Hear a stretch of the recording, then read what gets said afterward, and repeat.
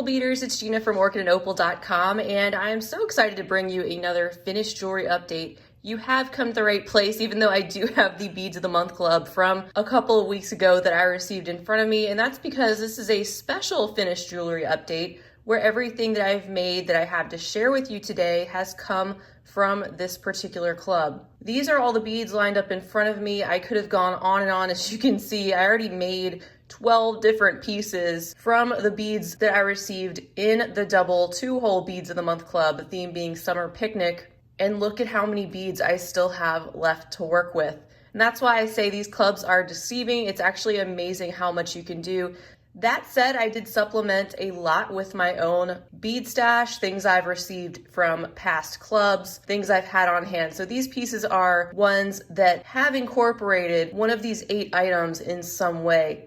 If you hadn't seen this unboxing from earlier this month, I will try to link that in the corner so you can check it out. And I'll also leave the link to this subscription down below. They have all different Beads of the Month clubs and all different options that you can check out. And I do have a coupon code, it's Opal10, if you'd like to save 10% off the first month of your first club with them. It's one that I've gotten for over 2 years now, I think, and I would highly recommend it. And I think you'll see why once we get into the pieces.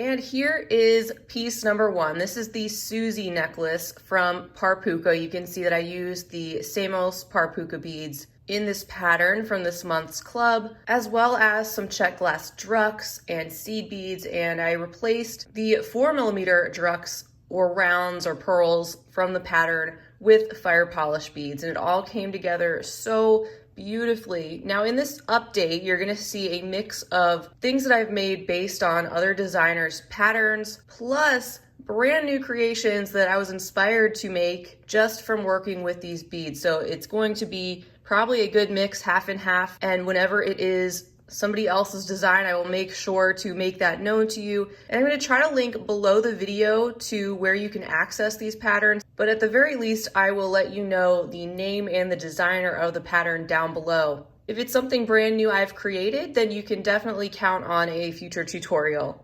So what I did for these Samos beads, I went directly to the Puca website to see what patterns they had available. I wanted to go right to the source to see what sorts of things they recommend doing with their beads. And this was one of their patterns that I saw on their site, and I did find the ability to download it, and I absolutely love how it came together. Now, something else I want to mention is this necklace pattern is one where you do continue the pattern all the way around the neck. I decided to just leave it as a focal around the front and then add chain to the back. That's kind of my style, but also I find that it's a great way to conserve my beads because I'm using the beads where you are going to see them most. So that is just personal preference. I don't always do that, but it also helps me save a little bit of time when there's a lot of things that I'm trying to make in a short period of time. Not to mention, I just happen to like the way that this looks and feels.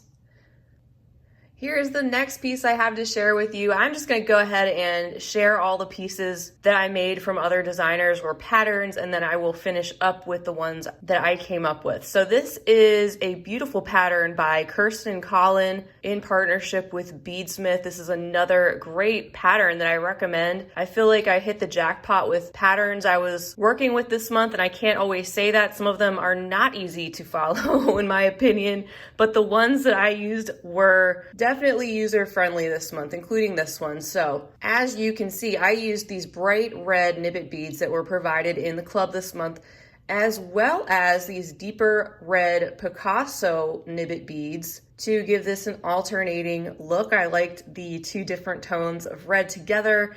I also brought back some of those toned down metallic gold drucks that I used in the first necklace. And then I used some of these tiny navy blue check glass drucks in between these spots. Navy might have been a different choice, but if you squint, you can see a little bit of bluish tones in these Nib-Bits. I really like how it came together. Plus we were doing a lot of red, white, blue, and gray tones, so I figured that would go overall with what beads and things I was working with this time around. If you have Nib-Bits and you're looking for something to do with those, this is definitely a Nib-Bit thirsty design. So unique. Look at the wavy shape of this. Such an interesting concept and way to put these Nib-Bit beads together. So this bracelet totally inspired my color choices for the next pair of earrings that I made. And here are those. These are the Timbuktu earring design by designer Nela Kabelova, and I hope I pronounced that remotely correctly. But she came up with this beautiful pattern that was so easy, deceivingly easy to follow and put together, very quick actually. But I was looking through patterns I had saved and different things because I wanted to make something to go along with that bracelet. And this worked perfectly because I could use the 2 different tones of Nib-Bits once again. I could also use the gold seed beads, and I could also use those navy check drucks in place of what they were calling for, which were the 7/0 Matubo seed beads, which I don't have, but these 2mm beads worked perfectly. I also brought in 4 of these flax or golden colored super duos in the center, and it just all pulled together so nicely, I think. And these are the ear wires that came in May's Finding Companion Pack. I did try to use the findings that came this month wherever I could, but I think it was just the ear wires that are making it into this particular video, but no worry, I'm going to be using them in the future. They just didn't fit exactly with what I was doing this month. So I'll be hanging on to those for sure to use in other creations. There is a look at the back of the earring, so it's pretty much the same except you don't have the embellishment around the super duos. And you can see that the drucks are pushed further to the back in the corners. So another pattern that I highly recommend that I will direct you to down below. We've seen so much red so far. They also sent some gorgeous gray luster Tila beads. They are by Miyuki, and let me tell you, I'm having so much fun working with these. They make for some really slinky, smooth designs. So I was asked about doing a half Tila herringbone tutorial earlier this month, which I will be coming back to do within the next couple weeks, hopefully. It's definitely on the short list. And when I received the half Tilas, I knew I had to use those in a half Tila herringbone. So I used the ones they sent, this lighter tone of gray, along with some that I already had, these gorgeous white luster, this deeper steel blue or bluish gray, and then a glossy black. And I did kind of an ombre effect where it goes from lighter to darker or darker to lighter.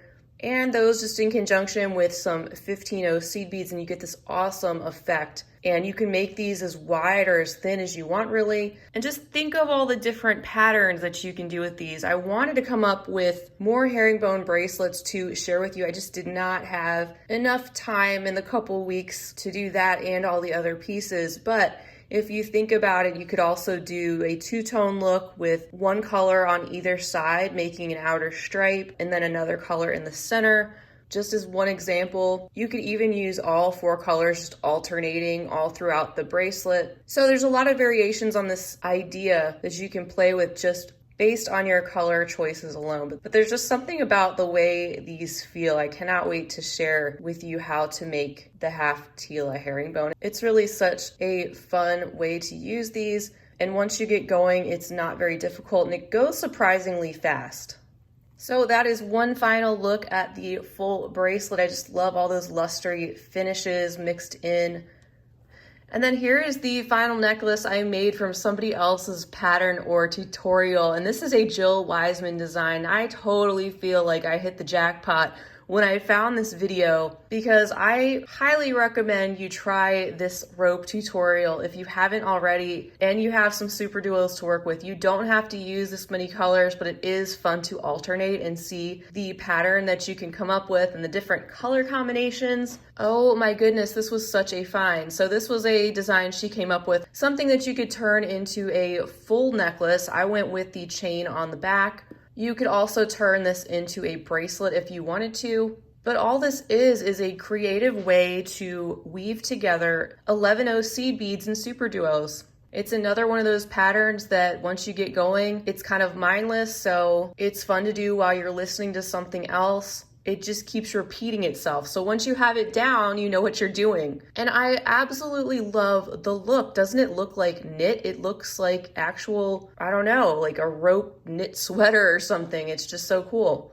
The super duos I used from this month's club were of course the white, and I did pull in 3 other neutral colors. I wanted to go with just a neutral palette. And actually these 3 other colors, I know for sure these 2, I'm pretty sure all 3 though, came from past Beads of the Month club. So these are just things that I have been able to hold on to from past clubs, use in other things, but also pull into this month and combine with the white that they sent. So just another example of how you can mix and match different things that they've sent. And over time, you do get a great collection of different things to pull from. All right, so we have seen some red, we've seen some white, we've seen some gray, but let's bring in some of the beautiful blue that they sent. This is the start of the pieces that I designed personally that I will be sharing in future tutorials that I'm very excited about. These earrings are something that came together when I was playing around with the Cheops par Puca, or those triangular beads that you see there. Also some seed beads in sizes 8, 11, and 15. And originally I didn't add the drops, but these are definitely an option if you want to add something at the bottom. I will show you the other variation I have without the drops. And the sparkle factor in here is from some 12mm cushion cut stones that are oh so beautiful. Here is a full look at the earring design. There's a look at the back. This is something I played around a lot with to get it exactly how I wanted it, exactly right, so that I could come out with the tutorial to share. And this is actually the first color choice I played around with when I was coming up with these earrings, because I absolutely love the finish on these Cheops par Pucas, and I used some different metallic seed beads. But I thought it just was a really unique way to use these Cheops beads to form this bezel around these cushion cut stones. And they're actually not very difficult to work up. I do have the tutorial already filmed for these, so be on the lookout for that one to come pretty soon. And here are 2 of the gold ear wires that were sent this month from the Beads of the Month Club. Next up, let me bring you some more of the blue in this bracelet pattern that I created from a lot of different beads that came this month, well, at least 3. So we have the Helios par Puca, these white beads right here in this fan shape. Here's more of the white super duos, and also some more of those Cheops par Puca beads. This is another fun design that I worked really hard on and am happy with the result. This is something I'm going to call the poolside bracelet, because when I was playing with these colors, it reminds me of pool tiles. And I think with the situation that most of us are in right now, we're kind of extra craving that normal summer feel where you might have fond memories of going to the pool and enjoying soaking up the sun without having to worry about any of that extra stuff. But anyway, I paired those beads with some of this beautiful turquoise color in 11-0 seed bead form, in 2mm fire polish, and some super duos from my stash. Thought it was a really unique and fun color combination, very fresh, and I was dying to come up with something new, specifically with those Helios beads. They're just so unique. And I didn't just make one, I actually made another one. And this one is in these fun tones of pink and white and black and silver. Like, look at these Cheops beads. How could I not use these? I've had these sitting on my shelf for quite some time, and they're so fun. I've been dying to do something with them. And so I decided to make this pink variation. I actually used these pink 6-0 seed beads in place of the 2mm beads I used in the first one, just to test that out and see if it would work. Brought in some hot pink seed beads that the Beads of the Month Club also sent me in the past. Used some of these kind of hematite toned super duos I had, and then pulled those in with the white Helios and white super duos once again that they sent this month to come up with a totally different color scheme, but also a very fun kind of art deco look. So be on the lookout for that tutorial in the future if you're interested in learning how I made these poolside bracelet designs. And I'm ready to share with you another necklace. So this is another design I came up with using the Tinos par Puca beads. This is sort of inspired by the classy crescent collar necklace design I shared maybe, I don't know, a year and a half ago, but it's still very much different, and I made it in a totally different way too. just a similar concept. But again, these are beads that are from past Beads of the Month Club that I've put with the Tinos. These flat teardrops, you'll recognize these. You'll recognize these amazingly beautiful gem duos. Look at how they sparkle in between the other beads. And that's why I say I just love mixing finishes. I love having matte and glossy and this backlit gem duo, the pops of metallic silver from the seed beads. They look like settings to me. And I cannot wait to put together some other color combinations of this necklace design and share this tutorial with you. The next thing I have is a new bracelet pattern using the regular Tela beads. And I actually combine these with both sizes of bugles. So you'll see the 3mm and the 6mm bugles, and also some 11/0 and some 15/0 seed beads. Here's a look at the back. It is actually reversible, technically. You can see that I started out the design jumping off of the concept of 2 rows of Tela beads with bugles in the center. And I wanted to see how the 3mm would fit along the sides, which they seem to fit really well. And then you could put an 11/0 in between the gap, but it was just kind of boring to me. I wanted something a little more interesting, a little more wow factor to it.